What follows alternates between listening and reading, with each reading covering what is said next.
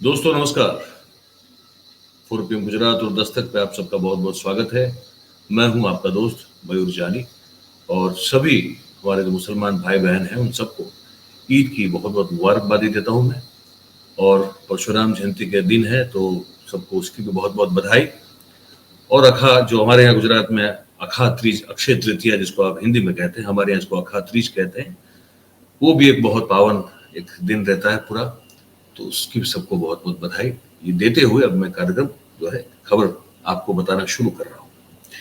खबर ये है कि वो जो डमी स्टूडेंट स्कैम जिसका पर्दाफाश गुजरात के एक विद्यार्थी नेता युवराज सिंह जाडेजा ने किया, वो उसमें एक के बाद एक गिरफ्तारियां होती जा रही है। पर साथ में युवराज सिंह पर एक और आरोप लगा। उन्हीं के कोई मित्र है बिपिन त्रिवेदी नाम के, वो कोई बातचीत कर रहे हैं किसी के साथ, उसका किसी ने वीडियो शूट किया जिसमें वो ये कह रहे हैं कि ऐसे बहुत सारे नहीं, दो जो है ऐसे किस्से बताए वो बिपिन त्रिवेदी ने। वो जो आदमी वीडियो रिकॉर्ड कर रहा था उसके साथ बातचीत करते करते कि युवराज सिंह जाडेजा ने दो लोगों से कुल मिला के 1 करोड़ रुपया लिया है। एक तरह से ब्लैकमेल किया है, एक तरह से एक्सटोर्ट किया है, एक तरह से कहे कि वो पैसे उन्होंने जो है वो हड़प लिए हैं इसलिए कि अगर आप पैसे नहीं दोगे तो मैं आपका जो नाम जो आपने डमी स्टूडेंट को बिठाकर जो सरकारी नौकरी पा ली है वो मैं एक्सपोज कर दूंगा। तो ये कहीं किसी से बात कर रहे हैं बिपिन त्रिवेदी और वो वीडियो जो है कोई शूट कर रहा है। और उस वीडियो के आधार पर पुलिस ने कल उनको, भावनगर पुलिस ने कल उनको मिलने के लिए बुलाया, समन किया, पूछताछ की। पूछताछ के बाद पुलिस अफसरों ने कहा कि भाई युवराज सिंह जो है वो गोल मोल बात कर रहे हैं, कुछ ठीक ठाक जो है उस तरह से जवाब नहीं दे रहे हैं।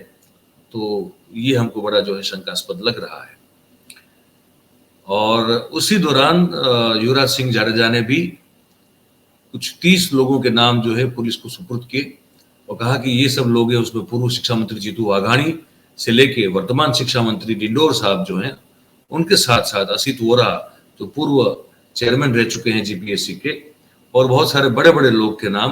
और कहा कि ये सब लोग जो हैं इनका इनका इनका इसमें इन्वॉल्वमेंट है इस पूरे स्कैम में।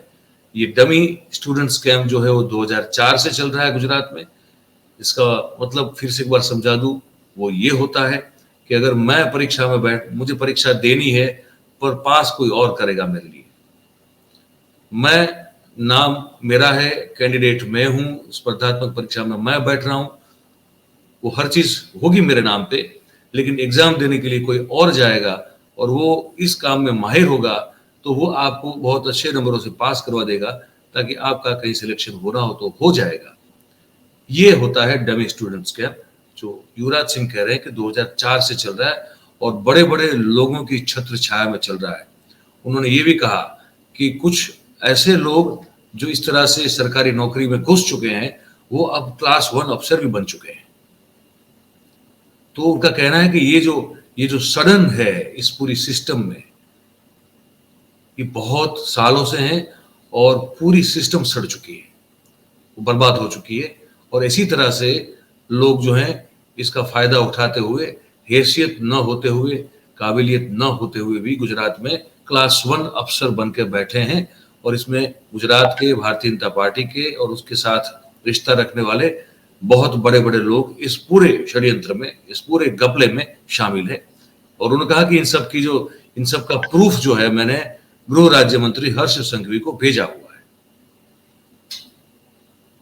उसके बाद कल देर रात को ड्रामेटिकली नाटकीय अंदाज से इनकी गिरफ्तारी हो गई युवराज सिंह जाडेजा की। और उसके साथ साथ उनके साले साहब हैं जो सूरत थे, उनकी भी गिरफ्तारी कर ली गई रात को।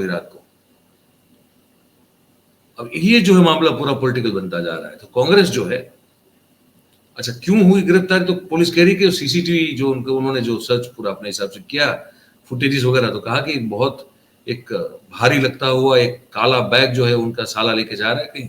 हमको डाउट है कि उसमें पैसा था 1 करोड़ रुपया, जो उसको छुपाने के लिए उनका साला युवराज सिंह का साला चला गया। ये पुलिस की बात हो गई। अब कांग्रेस जो है इसको पॉलिटिसाइज कर रही है। पहले सुन लेते हैं अमित चावड़ा साहब जो विधानसभा में कांग्रेस के नेता हैं वो क्या कहते हैं, पहले ये सुन लेते हैं। 156 બહુમતી વાળી સરકારે 56 છાતી પેપર ફોડવા વાળા સામે કરવાની હતી। 56 છાતી જે ડમી કાંડ કરવા વાળા છે એને બતાવવાની હતી, ગુનેગારોને જેલમાં નાખવાના હતા, ગુનેગારોની ધરપકડ કરવાની હતી। એના બદલે આ તાનાશાહ શાસનમાં જે લોકો ફરિયાદ કરે, જે લોકો લોકોના પ્રશ્નોને ઉજાગર કરે, જે લોકો સરકારના કૌભાંડોને બહાર લાવે અને એને જ આજે જેલમાં પૂરવાની પ્રક્રિયા થઈ રહી છે। હું માનું છું કે આ ગાંધી સરદારના ગુજરાતમાં આખા સમાજે જાગૃત થવાની જરૂર છે। આ સરકારમાં વારંવાર પેપરો ફૂટ્યા, વગર પરીક્ષા આપે 40 લાખ આપીને કોઈ પીએસઆઈની ટ્રેનિંગમાં પહોંચી જાય, ડમી કાંડ બહાર આવે અને જે યુવરાજસિંહ ડમી કાંડના પુરાવાઓ સાથે સરકારને પોલીસને રજૂઆતો કરતા હોય, આજે એની સામે ખોટી ફરિયાદ કરીને એને જેલમાં મોકલવાની તજવીજ થઈ રહી છે। ત્યારે મારે સરકાર પાસે સ્પષ્ટ માંગણી છે કે જો સરકાર સાચી હોય, જો કોઈ પણ ખોટું ના હોય ને કોઈ ચમરબંધીને પણ નહીં છોડું એવા ભાષણો નરેન્દ્રભાઈ કરતા હતા, એ મુજબનું જો તમારું શાસન હોય તો યુવરાજસિંહે જે કીધું છે કે ભાજપના પૂર્વ પ્રદેશ પ્રમુખ, ભાજપના કોઈ ડેરીના ચેરમેન, ભાજપના કોઈ મોટા આગેવાનો આ ડમી કાંડમાં 1000 કરોડ કરતા વધારે રકમના કૌભાંડના મુખ્ય સૂત્રધારો છે। તો યુવરાજસિંહને પૂછપરછ માટે બોલાવતા હોય તો શું કામ ભાજપના नेताओने નથી બોલાવતા? જો યુવરાજસિંહ સામે એફઆઈઆર થઈ શકતી હોય તો શું કામ આ ભાજપના नेताओ સામે એફઆઈઆર નથી થતા? એનો જવાબ પણ મુખ્યમંત્રી આપે અને ખાસ કરીને પ્રધાનમંત્રીશ્રીને કહેવું છે કે કોઈ ચમરબંધીને પણ નહીં છોડું એવા ભાષણો તો બહુ કર્યા। હવે તમારા આ ડબલ એન્જિન સરકારમાં ફરિયાદીઓ જે છે, જે સત્યને ઉજાગર કરવા વાળા છે, એવા બેરોજગાર યુવાનો માટે લડતા યુવરાજસિંહ પર ફરિયાદ થાય અને તમારા ભાજપના મોટા નેતાઓના જેના નામ દેવામાં આવ્યા છે એને પૂછપરછ માટે પણ ના બોલાવવામાં આવે। આ બેવડી નીતિ સામે પ્રજાએ પણ જાગૃત થવું પડશે ને આવનારા દિવસોમાં આ બીજી આઝાદીની લડાઈ લડવા બધાએ રસ્તા પર ઉતરવું પડશે। ये अमित चावड़ा साहब थे, कांग्रेस के विधानसभा में कांग्रेस के नेता। वो कह रहे हैं कि 156 बैठकों के साथ इतनी बड़ी रिकॉर्ड ब्रेक जीत करने के बाद आप सरकार जो है क्या ऐसे ही काम करेगी कि जो व्यक्ति आपकी सिस्टम में जो खराबी है उसको उजागर कर रहा है, जो व्यक्ति लाखों लाखों राज्य के युवा हैं उनके साथ अन्याय हो रहा है उसके खिलाफ आवाज उठा रहा है, और वो व्यक्ति जो आपको शाबाशी देनी चाहिए कि भैया आपने जो है हमारी जो कमियां थी उसको आपने दिखाई, तो ये अच्छी बात है। उसकी बजाय आप जो है उसी व्यक्ति को उन पर एक्सटॉर्शन की धारा लगाते हैं, धारा 386 और 388, और षड्यंत्र की भी धारा लगाते हैं 120B। और अमित चावड़ा ने कहा कि ये शर्म की बात है। अमित चावड़ा ने यह भी कहा, ये गुजराती में था इसलिए मैं हिंदी में आपको बता रहा हूं, अमित चावड़ा ने यह भी कहा कि प्रधानमंत्री जो है हमारे, वो कहते हैं कि मैं किसी भी तीसमार खां या चमरबंदी होगा लेकिन मैं उसको नहीं छोड़ूंगा अगर कोई करप्शन करता हुआ पकड़ा गया तो अमित चावड़ा का यह कहना है कि भाई अगर आप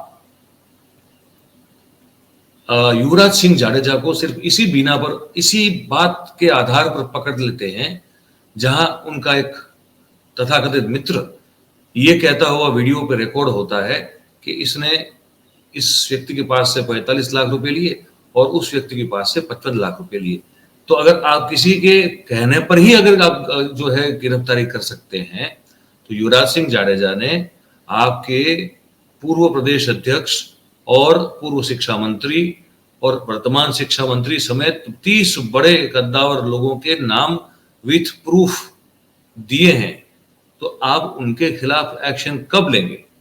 और प्रधानमंत्री जी को कह रहे हैं अमित चावड़ा कि आपने जो वादा किया था, आप लगातार आज भी बोलते रहते हैं कि भ्रष्टाचार जो है उसको मैं खत्म करने वाला हूं और किसी को भी नहीं छोड़ा जाएगा, किसी को भी नहीं बख्शा जाएगा, तो फिर ये आपके जो नेता लोग हैं ये गुजरात राज्य में, इनको क्यों बख्शा जा रहा है? इसका भी जवाब अमित चावड़ा ने मांगा है। हेमंत रावल भी जो है वो प्रवक्ता है गुजरात कांग्रेस के, सुन लेते हैं उन्होंने क्या कहा है। ગુજરાતના 40 લાખ કરતાં વધારે બેરોજગાર યુવાનોની લડાઈ લડતા એવા યુવરાજસિંહની આજે જે પ્રમાણે ધરપકડ કરવામાં આવી છે, આ ધરપકડ એ માત્ર રાજકીય કારણોથી પ્રેરિત છે. કારણ કે યુવરાજસિંહ એ લડાઈ લડી રહ્યા હતા ત્યારે ભારતીય જનતા પાર્ટીના કૌભાંડોને ઉજાગર કરતા હતા. જે કંઈ પણ કૌભાંડોને ઉજાગર કર્યા એમાં ડમી કૌભાંડ જે છે એ અત્યારનું સૌથી મોટું કૌભાંડ છે.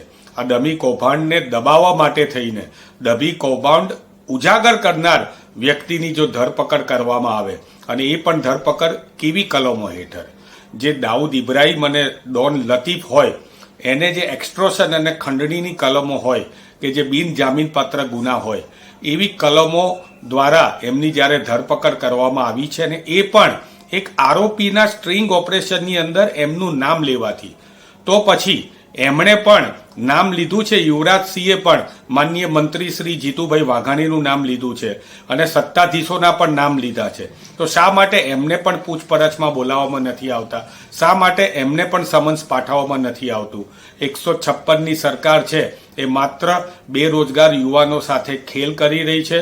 અત્યારે મૂળભૂત ડમી કાંડ છે એ ડમી કાંડને છુપાવવા માટે અને એને બીજી તરફ વાળવા માટે થઈને આવા પ્રકારના કુકર્મો કરવામાં આવે છે. અને દૂધનું દૂધ અને પાણીનું પાણી થઈ જશે, કાયદો ભલે કાયદાનું કામ કરે, પરંતુ કાયદાની અંદર પણ રહીને આ પ્રમાણે યુવાનોને જે પ્રમાણે પરેશાન કરવામાં આવે છે, ગુજરાત પ્રદેશ કોંગ્રેસ સમિતિ આને સત્યને સાથે રહીને આને વખોડી કાઢે છે. ये हेमांग रावत साहब थे. कुल मिला के दोनों का कहना यही था और कहा जा रहा है कि ये कुछ 1000 करोड़ से ज्यादा रकम का, बड़ी रकम का ये पूरा घोटाला है, जहां परीक्षा देने के लिए, एग्जाम देने के लिए कोई और जाता है और सरकारी नौकरी में कोई और घुस जाता है. इसको कहते हैं डमी स्कैम. तो अब ये है, और ये भी एक बड़ी अचरज की बात है जो ये हेमांग रावल कह रहे थे कि देखिए, माफिया या डॉन ये सब लोग जो एक्सटॉर्शन करते हैं, आप अगर वो पकड़े जाएं या उनके खिलाफ कोई अगर एफआईआर हो तो उसमें अगर आप एक्सटॉर्शन की धाराएं डाल दो, ठीक है. ये युवराज सिंह जाडेजा कोई आतंकवादी या माफिया या डॉन तो नहीं है. अब उसने पैसे लिए हैं कि नहीं लिए वो अभी तो कहीं साबित हो नहीं रहा है, और आपने ऐसी धाराएं डाल दी, लगा दी कि वो बेल भी उनको जो है जमानत भी नहीं मिल पाएगी. तो ये एक सोचने वाली बात है. ये खबर हमने आपको सुनाई है भाई. आपको क्या लगा इस खबर को सुन के? आपकी प्रतिक्रिया, आपके अभिप्राय, आपकी राय जो भी हो, ये जो कमेंट बॉक्स आप देख रहे हैं नीचे, आप उसमें जरूर जो है लिख कर हमको बताइएगा, ताकि हमको पता चले कि आप इस कार्यक्रम के बारे में आपकी विचार, आपकी सोच क्या है.